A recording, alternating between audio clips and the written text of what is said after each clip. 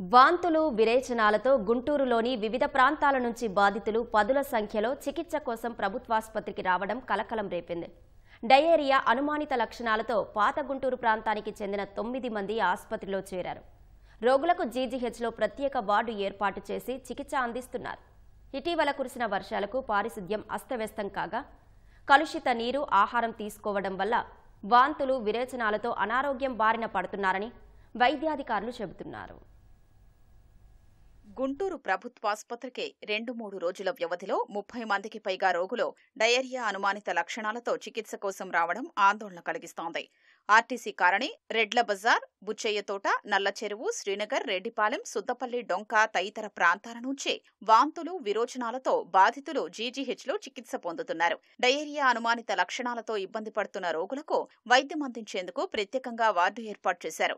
అయితే ప్రస్తుతం 32 మంది బాధితులు ఉండగా వారిలో పాత గుంటూరుకు చెందిన వారే 9 మంది ఉండడంతో డయేరియా వ్యాప్తిపై అనుమానాలు వ్యక్తమవుతున్నాయి. జీజీహెచ్కు గుంటూరు నగరం నుంచే కాకుండా తెనాలి, పల్నాడు జిల్లాలోని కొన్ని గ్రామాల నుంచి వైద్యం కోసం బాధితులు తరలివచ్చారు.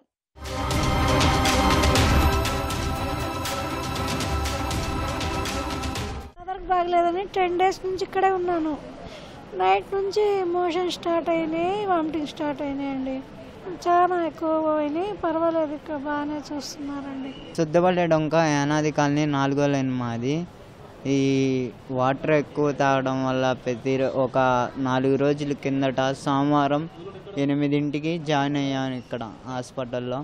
బాగా ఇరోషనాలు, బాగా డొక్కలు నొప్పి, బాగా కాళ్ళు చేతులు పట్టుకుపోతున్నాయి. సెలైన్లు, ఇండిషన్లు చేస్తున్నారు సార్.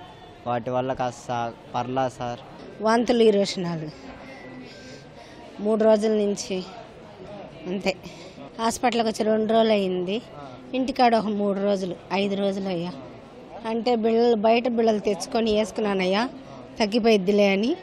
అవి తగ్గకుండా ఎఫెక్ట్ కొట్టింది. అయ్యా కొంచెం పర్వాలేదయ్యా, బాగా చూస్తున్నారు.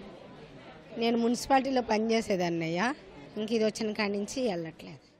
గుంటూరు నగరంలో ఇటీవల భారీ వర్షాలు పడడంతో డ్రైన్లు పొంగిపొర్లాయి. అనేక చోట్ల పైపు లైన్లు లీకై తాగునీరు కలుషితమైనట్లు అనుమానిస్తున్నారు. కొంతకాలంగా ఈ సమస్య తీవ్రంగా ఉండగా తాజా వర్షాలతో మరోసారి పరిస్థితి ప్రమాదకర స్థాయికి చేరింది.